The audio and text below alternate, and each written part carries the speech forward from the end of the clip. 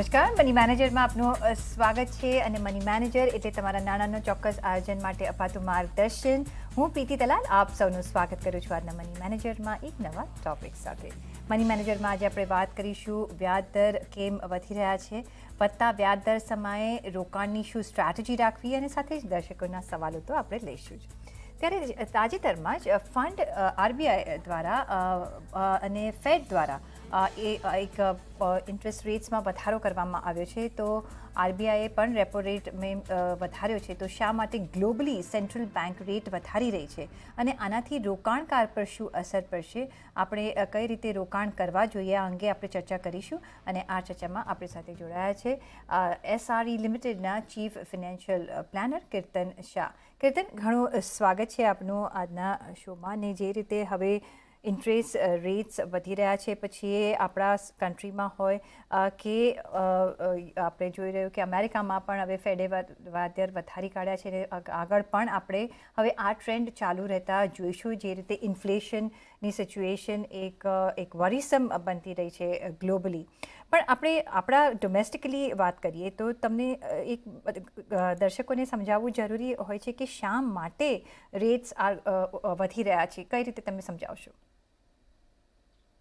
તો જો આમાં જ્યારે પણ પેન્ડેમિક જેવું એક સિચ્યુએશન આવે છે કે એવી કોઈ પણ સિચ્યુએશન જેનાથી ઇકોનોમીને અફેક્ટ થાય છે, તો જ્યારે પણ તમે જોઈ લેજો 2000માં 2008માં ક્યારે પણ જ્યારે આવી કોઈ સ્થિતિ આવી જેમાં ઇકોનોમી પર ઇમ્પેક્ટ થયું છે, સેન્ટ્રલ બેંક સૌથી પહેલા રિએક્ટ કરે, જેનાથી કોશિશ કરે કે માર્કેટમાં જેટલી વધારે લિક્વિડિટી થાય એટલી વધારે લિક્વિડિટી આપે, વ્યાજ દર ઓછું કરે, જેનાથી સેન્ટ્રલ બેંકને એમ લાગે છે કે જેટલા પૈસાને જેટલી લોન સસ્તામાં મળશે પ્રોબેબલી ઇકોનોમિક એક્ટિવિટી રિવાઇવ થશે.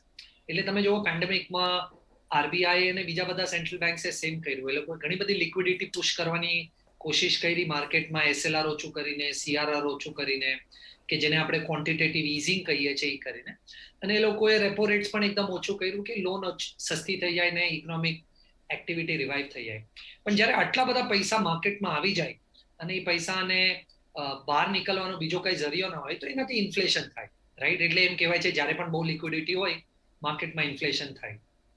હમણાં એકચ્યુઅલી બે વસ્તુ થાય છે. એક તો માર્કેટમાં બહુ લિક્વિડિટી છે અને બીજું ઓઇલના પ્રાઇસીસ બહુ વધારે ઉપર છે. હવે એઝ અ સેન્ટ્રલ બેંક તમે કદાચ ઓઇલના પ્રાઇસીસને તો બહુ કંઈ કરી નહીં શકો, પણ તમે અગર લિક્વિડિટીને ઓછી કરી દો તો કદાચ ઇન્ફ્લેશન નીચે આવી શકે એવી શક્યતા છે ઇકોનોમિક્સમાં.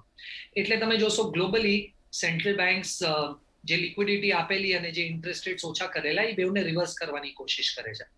તમે જુઓ યુએસમાં પણ એ થયું છે, જ્યાં યુએસએ કીધું છે કે અમે હું $47 બિલિયન બોન્ડ્સ ફરીથી સેલ કરીશ ને માર્કેટમાંથી લિક્વિડિટી ખેંચી લઈશ. ઇન્ડિયાએ પણ સીઆરઆર વધારી દીધું છે જેનાથી લિક્વિડિટી એબ્ઝોર્બ થાય. અને તમે જુઓ ઇંગ્લેન્ડમાં, યુએસમાં, ઇન્ડિયામાં ત્રણેયમાં ઇન્ટરેસ્ટ રેટ્સ વધાર્યા છે.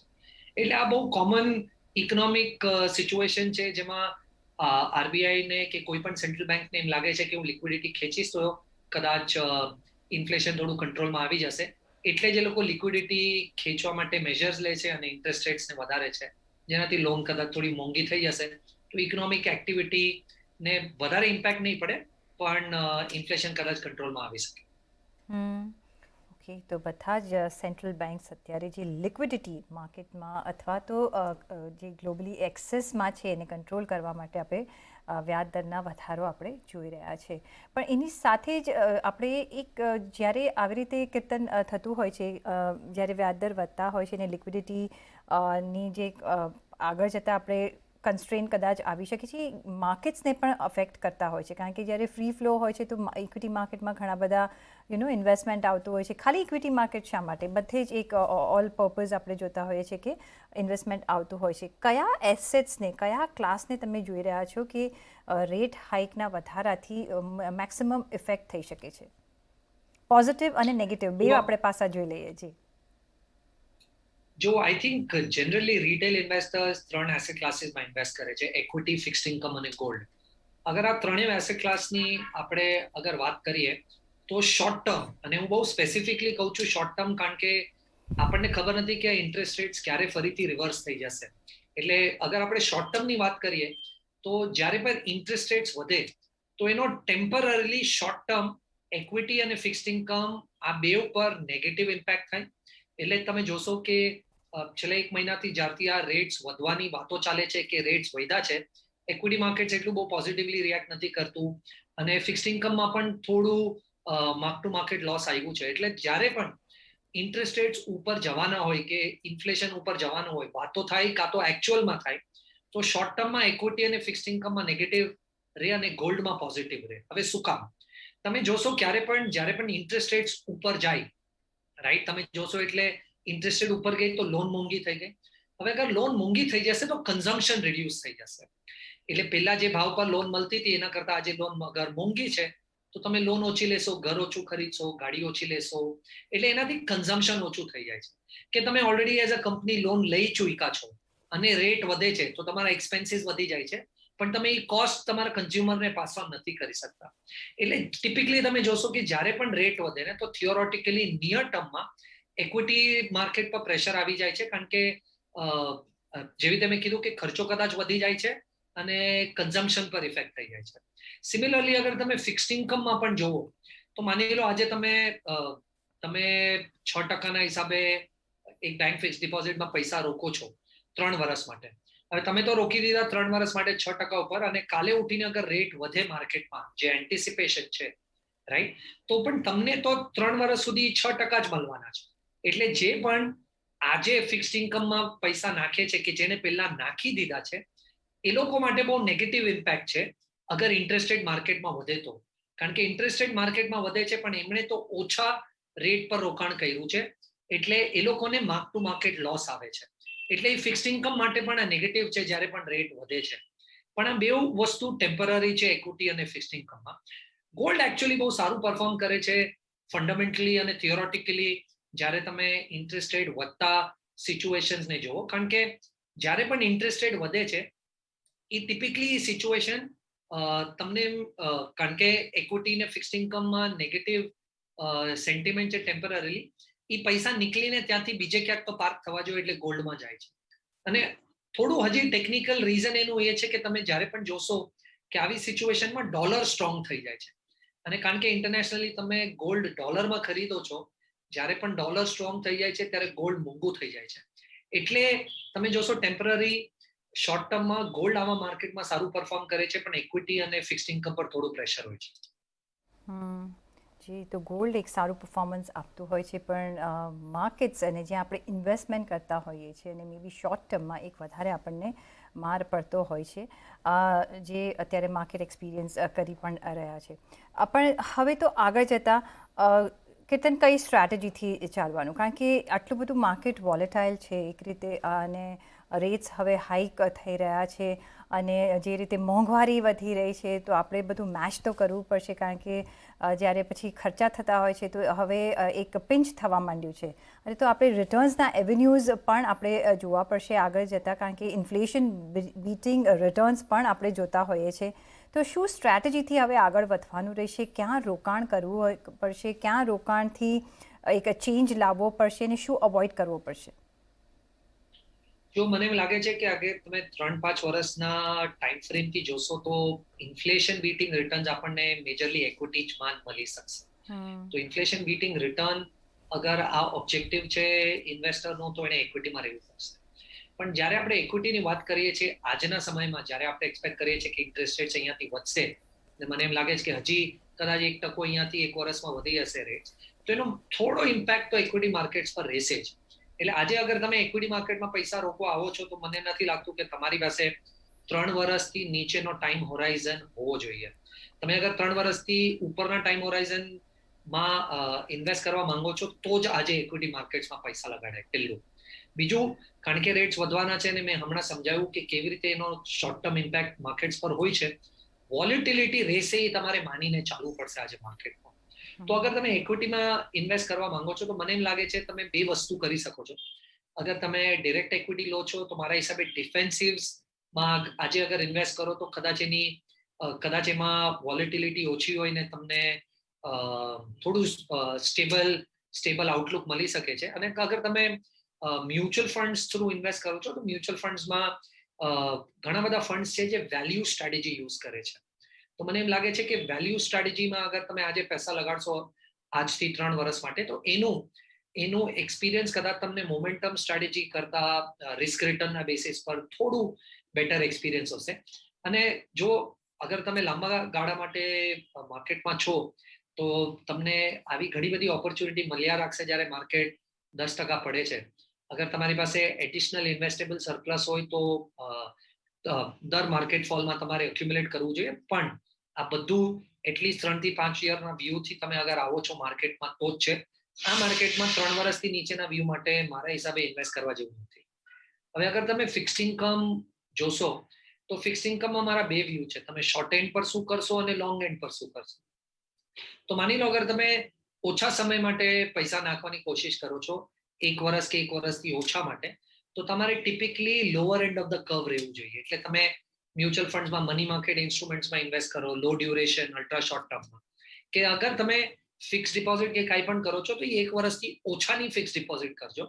કારણ કે તમારા પૈસા જલ્દી છૂટશે અને જ્યારે રીઇન્વેસ્ટ કરવાની કોશિશ કરતો અને માર્કેટમાં ઇન્ટરેસ્ટ રેટ વધી ગયો હશે તો તમને વધેલું ઇન્ટરેસ્ટ રેટ મળશે. એટલે થોડું તમારું ટેન્યોર ઓછું રાખો જ્યારે પણ ફિક્સ્ડ ઇન્કમમાં શોર્ટ ટર્મ માટે ઇન્વેસ્ટ કરો છો આજે. અને અગર માની લો આજે તમે પૈસા રોકવા માંગો છો લોંગ ટર્મ માટે 3 થી 5 વર્ષ માટે, તો તમારે 50% પૈસા આવી રીતે શોર્ટ ટર્મમાં લગાડાય, જેવી રીતે લો ડ્યુરેશન ફંડ્સ કે અલ્ટ્રા શોર્ટ ટર્મ ફંડ્સ કે મની માર્કેટ ફંડ્સ મેં કીધું.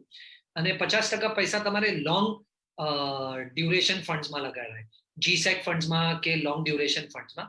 આ કોમ્બિનેશન મને એમ લાગે છે 3 થી 5 વર્ષમાં તમને રિસ્ક એડજસ્ટેડ રિટર્ન ઘણું સારું આપી શકશે.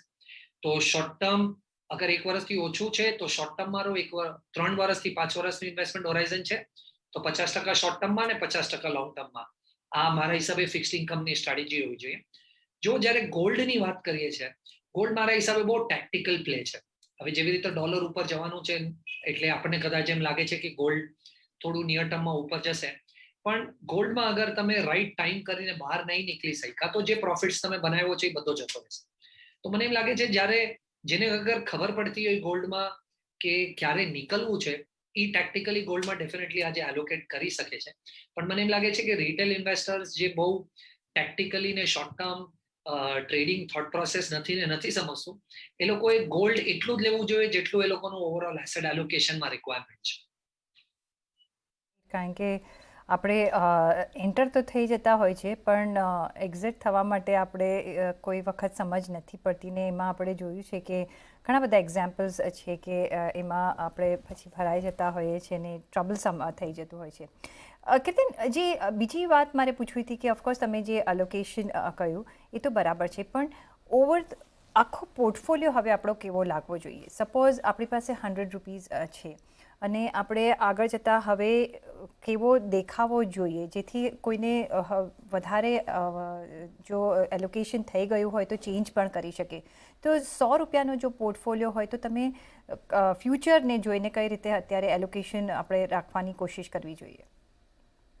જો મને એમ લાગે છે કે અગર તમે અગ્રેસિવ લોંગ ટર્મ ઇન્વેસ્ટર છો તો તમારે બહુ માર્કેટ ટાઈમ કરવાની જરૂરત નથી. જેટલી વાર માર્કેટ પડે છે 10% ડિપ્સ બાય કર્યા રાખશો તો over a longer period of time મારા હિસાબે સૌથી બેસ્ટ સ્ટ્રેટેજી છે. પણ તો પણ અગર મારે તમને ફિગર દેવું હોય તો હું અગર એક અગ્રેસિવ ઇન્વેસ્ટર છું તો હું 70 થી 80% મારા પૈસા ઇક્વિટીમાં રાખીશ. ઓફકોર્સ આ ધ્યાન રાખવાની જરૂરત છે કે જ્યારે તમને એમ લાગે કે માર્કેટ એક્સપેન્સિવ છે ત્યારે તમારે વેલ્યુ સ્ટ્રેટેજીમાં પૈસા રાખશો તો તમારું ડાઉનસાઇડ રિસ્ક પ્રોટેક્શન બહુ સારું રહેશે, રાઈટ? અને બાકીના જે 20% પૈસા છે એમાંથી મારા હિસાબે 10 થી 15% તમે ફિક્સ્ડ ઇન્કમમાં રાખો ને 5 થી 10% ગોલ્ડમાં રાખો, એ પરફેક્ટ સ્ટ્રેટેજી છે. તો અગ્રેસિવ ઇન્વેસ્ટર માટે 70-80% ઇક્વિટી, 10-15% ફિક્સ્ડ ઇન્કમ, 5 થી 10% ગોલ્ડ, રાઈટ? હવે અગર કોઈ મોડરેટ ઇન્વેસ્ટર છે જે બહુ અગ્રેસિવ નથી તો એને ટિપિકલી 50% પૈસા ઇક્વિટીમાં રાખવા જોઈએ, 40% પૈસા ફિક્સ્ડ ઇન્કમમાં રાખવા જોઈએ અને 10% પૈસા એ લોકોએ ગોલ્ડમાં રાખવા જોઈએ. અને અગર માની લો તમે કોન્ઝર્વેટિવ ઇન્વેસ્ટર છો, બહુ અગ્રેસિવ નથી, તો 20-25% પૈસા તમે ઇક્વિટીમાં રાખો. મને એમ લાગે છે કે બીજા 60-65% તમે ફિક્સ્ડ ઇન્કમમાં રાખો ને 5-10% તમે ગોલ્ડમાં રાખો. આ અગર કોમ્બિનેશન તમે ફોલો કર્યા રાખો ને દર વર્ષે એને રીબેલેન્સ કર્યા રાખો તો આઈ થિંક તમારો portfolio will be in sync with તમારું રિસ્ક પ્રોફાઇલ શું છે. કે ઘણા વર્ષોમાં એવું થયું હશે કે ઇક્વિટી માર્કેટ એટલું ભાગી ગયું છે કે વર્ષના એન્ડમાં તમારું ઇક્વિટીનું portfolio in terms of percentage બહુ વધારે દેખાવા લાગશે. તો એમાં થોડું ઇક્વિટી વેચીને ફરીથી એને બેલેન્સ કરી નાખવાનું, જે તમારું ઓરિજિનલ એસેટ એલોકેશન હતું. તો એ તો મારા હિસાબે તમારે દર વર્ષે કરવું જ જોઈએ પ્રીતિ. જે ઇન્વેસ્ટમેન્ટ કર્યા હોય એને જો તમે ધ્યાન ના રાખો તો પછી એ ઇન્વેસ્ટમેન્ટનો કોઈ અર્થ નથી. અને બધાનું એક રિસ્ક વેલ્યુ પણ રિસ્ક બેરોમીટર પણ એક ડિફર થતું હોય છે. જેવી રીતે કીર્તને કહ્યું કે એ અગ્રેસિવ ઇન્વેસ્ટર છે, પણ તમે જો મારી વાત કરો તો હું એગ્રેસિવ નથી, હું મોડરેટ ઇન્વેસ્ટર છું. તો પોતાની કેપેબિલિટી જોવાની, કેટલું રિસ્ક તમે લઈ શકો છો એના પર આગળ ચાલવાનું રહેશે. કારણ કે હવે આગળ જતાં વોલેટાઇલ માર્કેટ આપણને જોવા મળશે. રેટ્સ હાઇક આપણને of course couple off rate hike આપણે જોઈ શકીએ છીએ. તો હવે સમજી વિચારીને ઓલવેઝ આપણે એક રોકાણની સ્ટ્રેટેજી વાપરવી જોઈએ. પણ એ સાથે જ અહીંયા એક બ્રેકનો સમય થઈ ગયો છે, તો એક બ્રેક લઈશું અને પાછા ફરીશું અને લઈશું દર્શકોના સવાલોના જવાબ. અમારી સાથે જોડાયેલા રહેજો.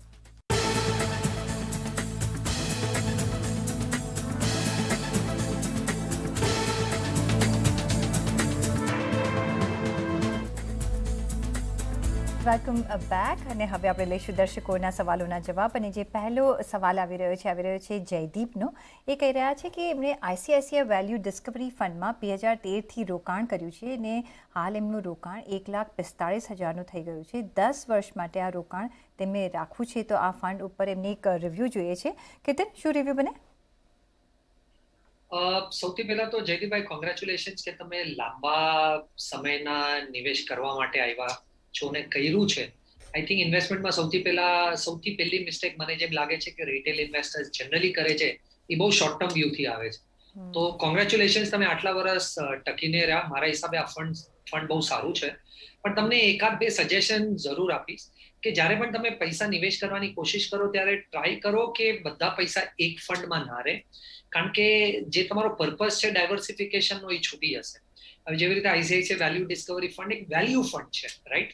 હવે વેલ્યુ ફંડની એક સાયકલ હોય છે કે 10 વર્ષમાં 3, 4, 5 વર્ષ ચાલશે ને બીજા 3, 4, 5 વર્ષ કોઈ બીજી સ્ટ્રેટેજી ચાલશે, રાઈટ? તો જ્યારે પણ તમે પોર્ટફોલિયો બનાવવાની કોશિશ કરો ત્યારે વેલ્યુ સ્ટ્રેટેજી સાથે મોમેન્ટમ કે ગ્રોથ સ્ટ્રેટેજી વાળા ફંડ મિક્સ કરશો તો એ પોર્ટફોલિયો ડાયવર્સિફિકેશન પણ આપશે ને દર માર્કેટ સાયકલમાં કે સિચ્યુએશનમાં એકાદ એવું ફંડ હશે જે ઈ માર્કેટ સાયકલમાં ચાલશે. તો ઈ ડેફિનેટલી મારા હિસાબે તમારે ધ્યાનમાં રાખવું જોઈએ.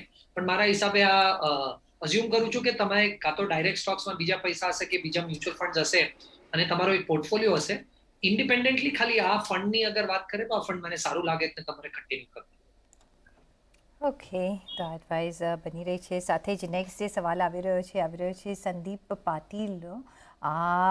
એમને 5,000ની એસઆઈપીથી મ્યુચ્યુઅલ ફંડમાં રોકાણની શરૂઆત કરવી છે અને એના માટે એમને લાર્જ, સ્મોલ અને મલ્ટીકેપ કેટેગરીના ફંડ એમને જાણવા છે. ને યંગ ઇન્વેસ્ટર છે, આઈ થિંક શરૂઆત કરી રહ્યા છે. કીર્તન, શું એડવાઇસ રહેશે? અગેન ફરીથી સંદીપજી, 25 વર્ષનો ટાઈમ હોરાઇઝન બહુ ફર્સ્ટ ક્લાસ છે અને કોંગ્રેચ્યુલેશન્સ તમને કે 25 વર્ષના ટાઈમ હોરાઇઝનથી તમે ઇન્વેસ્ટ કરવા માટે આવો છો ને એટલીસ્ટ વિચારો તો છો સ્ટાર્ટ કરવા માટે. મને એમ લાગે છે કે લાર્જ કેપમાં તમે મિરાઈ લાર્જ કેપ જોઈ શકો છો. મારા હિસાબે બહુ સારો ફંડ છે. મિડ કેપની વાત કરીએ તો કોટકનો એક ફંડ છે, કોટક ઇમર્જિંગ ઇક્વિટીઝ. એ બહુ સારો ફંડ છે મારા હિસાબે. સ્મોલ કેપમાં ક્વોન્ટ સ્મોલ કેપ એક બહુ સારો ફંડ છે. તમે જ્યારે મલ્ટી કેપની વાત કરો છો, હું અઝ્યુમ કરું છું કે તમે એક એવો ફંડ ચૂઝ કરવાની કોશિશ કરો છો જેમાં fund manager large, mid, small ત્રણેયમાં નાખી શકે. મારા હિસાબે મલ્ટી કેપ ફંડ આ કેટેગરી કરતા તમારે ફ્લેક્સી કેપ જોવી જોઈએ. કારણ કે મલ્ટી કેપ હમણાં બહુ નવી કેટેગરી ઇન્ટ્રોડ્યુસ કરી છે સેબીએ. એમાં 1.5-2 વર્ષથી વધારેનું કોઈ ડેટા નથી જે આપણે જોઈ શકીએ, જેમાં ખબર પડે કે ફંડે અલગ અલગ માર્કેટ સાયકલ્સમાં કેવી રીતે પરફોર્મ કર્યું છે.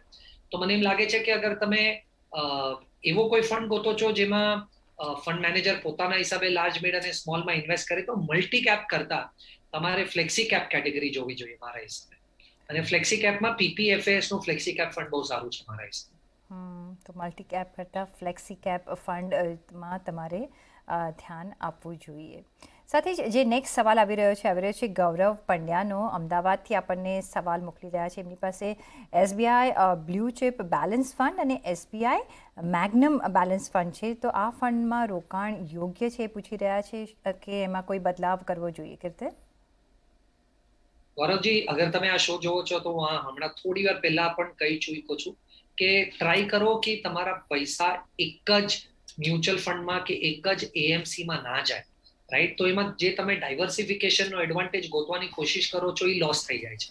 હવે અગર તમે 2 ફંડમાં પૈસા નાખ્યા ને 2 એસબીઆઈમાં છે, તો મારા હિસાબે એક ચેન તમે કરી શકો છો કે એમાંથી એક ફંડ નીકાળીને એસબીઆઈ થી બીજી કોઈ સ્કીમમાં તમે અગર નાખી દેશો તો તમને એએમસી લેવલનું પણ ડાયવર્સિફિકેશન મળી જશે. તો મને એમ લાગે છે કે તમારો જે એસબીઆઈ નો બેલેન્સ ફંડ છે એ બહુ સારો ફંડ છે, એને કન્ટિન્યુ કરો. પણ તમારો જે બ્લુ ચીપ ફંડ છે, કદાચ તમે ઈ રિપ્લેસ કરી દો મેરાઈ લાર્જ કેપ થી, તો તમને લાર્જ કેપની સામે એસબીઆઈ બ્લુ ચીપ જે લાર્જ કેપ છે એની સામે લાર્જ કેપનું એક્સપોઝર તો મળી જશે, પણ એએમસી વાઇઝ ડાયવર્સિફિકેશન થઈ જશે, જેનાથી આઈ થિંક પોર્ટફોલિયો મારા હિસાબે થોડું વધારે બેલેન્સ થશે. તો એસબીઆઈ બેલેન્સ કન્ટિન્યુ કરો, એસબીઆઈ બ્લુ ચીપની સામે મેરાઈ લાર્જ કેપ લઈ લો. ઓકે, તો એસબીઆઈ બ્લુ ચિપ કન્ટિન્યુ કરવાની તમે સલાહ આપી રહ્યા છો, એસબીઆઈ મેગ્નમ બેલેન્સ ફંડને તમે બદલવાની સલાહ કીર્તન આપી રહ્યો છે. સાથે જ એ સ્વિચ કરી દઈશું તો તમને આઈ થિંક એક સારા રિટર્ન્સ પણ આગળ જતાં મળી આવશે. અને એ સાથે જ કીર્તન, ઘણો આભાર તમારો અમારી સાથે આજે જોડાવા બદલ. અને સાથે જ પર્સનલ ફાઇનાન્સના તમારા સવાલ અમને મોકલો, તમારું નામ, શહેર, ઉંમર સાથે ઈમેલ કરો અમને money@nw18.com પર, ફેસબુક પર લખો અમને facebook.com/cnbc50 પર, અને ટ્વીટ પણ કરી શકો છો twitter.com/cnbc50 પર.